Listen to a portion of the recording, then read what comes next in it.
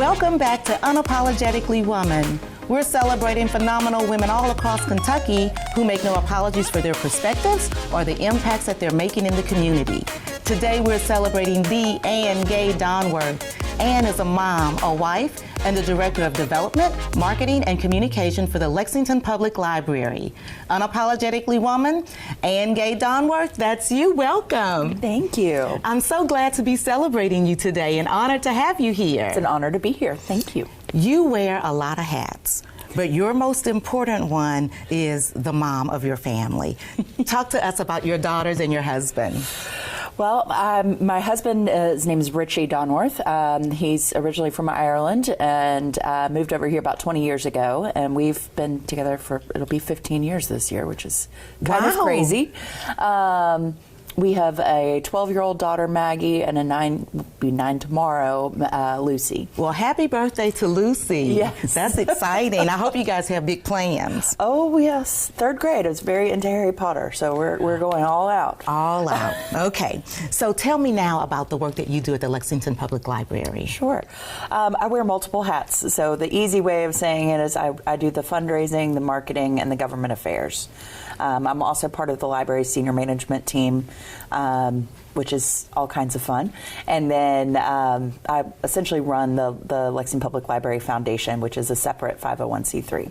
Now, when people think of the library, they normally just think about a place that you go to get books, but you guys offer so much more than that. Oh, that is just the beginning, as the tagline says.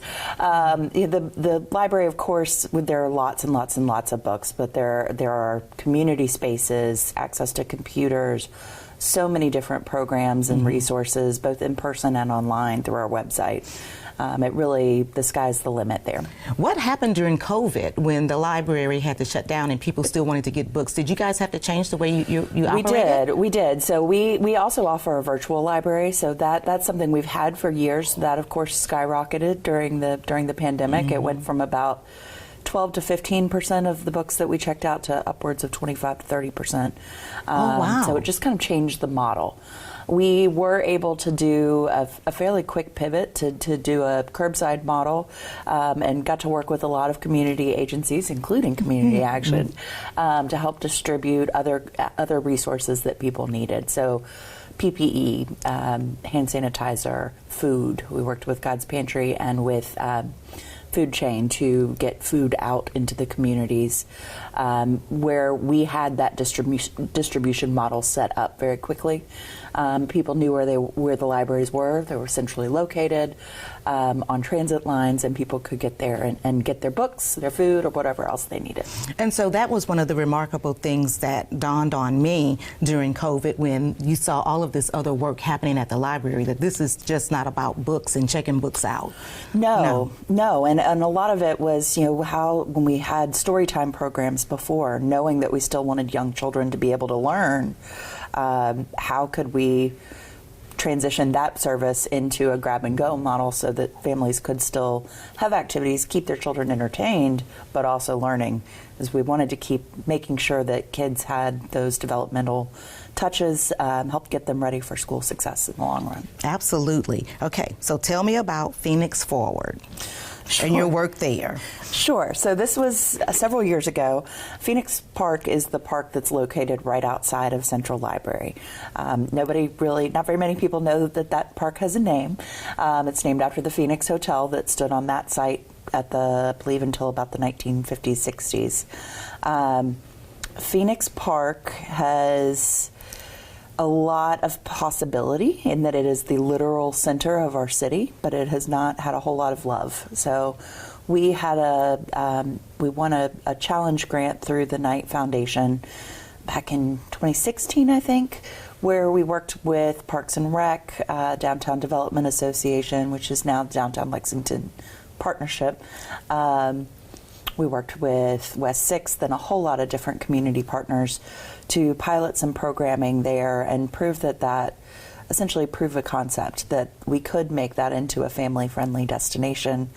I'm actually on the Parks Advisory Board now, and so they are in the process through the city Parks and Rec division of looking at that park and figuring out how we can better support families in dynamic learning spaces there, outdoor spaces. There are a lot more families living downtown than there ever were before. But also children's activities. You think about the farmers market, children's theater, children's museum, of course the libraries, all of the tourism that is starting to come back. How can we make downtown be that attraction for families? Get them to stay in Lexington a little bit longer. Yes, we need people to stay. Exactly. We need people to stay. Exactly. Okay, so when you're not doing that, you're on the table. Yep. Tell me about that. So on the table, they had their press announcement this morning. On the table came out of my Leadership Lexington class through the Chamber of Commerce. It is it's a one-day series of community conversations. It's actually going to be over 5 days this year.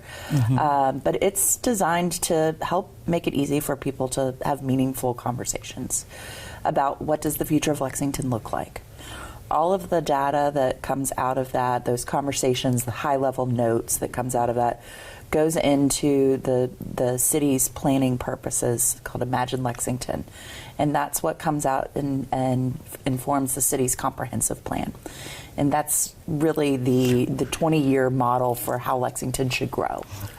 What is one of the things that came out of it that you were like, yes, I was so glad that we were a part of this, creating this, that's come to light? The first year that we did it, which was 5 years ago for the last comp plan update, it was the first time that the city had included an equity lens into the planning division's long-range plans. And that was a huge step for them to be looking at equity in transportation, housing, affordable housing, access to green spaces and parks, libraries, all of these. And because we were able to get more voices to the table, through on the table, it was able to be, we could make that into a much more robust conversation and bring that issue to light on the planning level. So I'm so glad to see that the city is taking an interest in involving everybody in the community. We've made a lot of strides. We've got a lot more work ahead of us, so I'm glad you're going to be there, doing some of that. Well, it's, I think we all try to, there's always more to be done, and we just try to do as much as we can, and when we get one accomplished, we keep going and try to make some more progress. What's next for the library? Ooh, what else are you all getting that's into? A big question. Give me some scoops. So our biggest project right now, we're working on a new Village Branch library along the Versailles Road corridor. Oh, that's so needed. So we have been in a leased facility for 16, 17 years. We actually bought the site where that current library sits, and we'll be rebuilding a 2-story full-size library there in the next couple of years. Over the next couple of years, we're really, really excited about that. A lot of really great things happening in the Cardinal Valley area. Lots of great community resources, lots of great relationships within the school systems there and all of the neighbors. And we're excited. Well, with the location of that and respacing, do you guys or will you guys be making any kind of special accommodations? Because I know that that's a high area of Spanish-speaking families. It is. So we already have been doing that for years. We've had bilingual staff and collections there always. That's something we're being very intentional about. We also do a lot of partnerships there, specifically for the international community. Nathaniel's Mission comes out and does social work, office hours there, helps people with immigration. We do a lot of work with Maxwell Street Legal Clinic there as well. Just a lot of really And the great... library is really a safe place for people, right? Exactly. And so it's inviting, and everybody is welcome there, and there's a safe place if you need someone to help you or help you get pointed in the right direction. Exactly. Really, information guides is that's kind of how we dub librarians, is they're information guides. They might not know everything, but they know where to find it. They know how to get to it. That's right. That's great. Okay. So you're not just in the library doing library stuff. You also own a business. Tell me about that. I do. I say I own a business. It's really my husband and I. It's his area, but he is, I've mentioned, from Ireland, moved over here with the horse business. And had worked here for about 15 years, and then we started our own farm called Scarteen Stud in 2014. which he manages. And when we first started off, I was doing the books and the marketing and all of that type of thing, and I've never been so happy to hand something back. But it's located in Scott County, just over the line from Fayette County, and it's just been really great. Nice to be able to employ other people, do what he loves, and have that independence. So you said one of your achievements was surviving 2020 to 2022. Oh my God. Tell me about that. There was one moment, I was on a work call with our PR consultant on my phone, cooking lunch over here for my children, breaking up a fight over there between my children, with a basket of laundry on my hip, and then somebody just dropped a hamster in the laundry basket. And I just kind of threw my hands up at that point with you've got to be kidding me. There were 6 different things going on at once.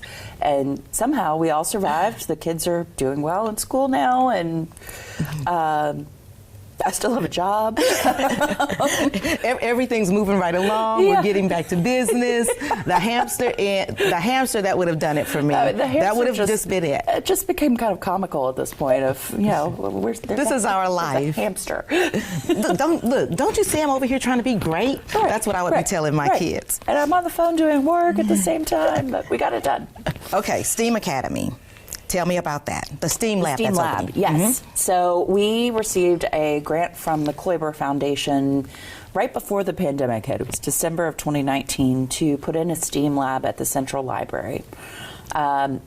Obviously, 2020 and 21 looked a little bit... Did what it did. A little different. Yeah.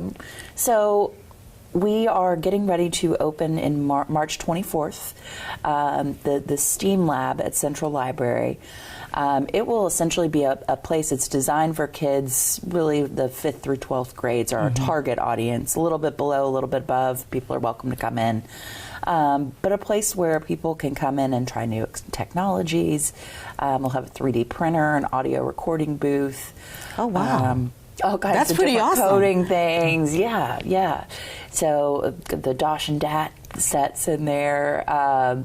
We've just hired an experiential learning coordinator, so somebody with more of that education background. And she's going to be working through all of the programs around that.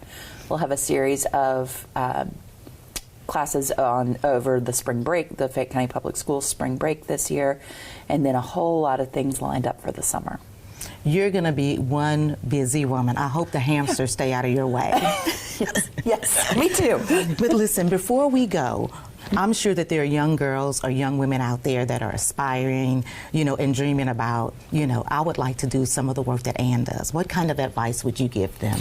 Well, I wasn't aspiring to do this work. I started off thinking that I wanted to be a teacher. I kind of fell into development, and then from development fell into government affairs and fell into marketing. Just because your goal is something doesn't mean that has to be your end goal. It's okay to adjust what you want out of your life as it happens. I thought I wanted to be a full-time mom at one point. No, I do not. That's one thing that the pandemic taught me. But it's okay to change your mind, and it's okay to explore other avenues, and ultimately that makes you a stronger person. Thank you so much for being here today. You guys heard it from Anne. Don't be afraid to change paths when necessary. Keep watching as we celebrate other women just like Anne who are trailblazing in Kentucky. I'll talk to you soon.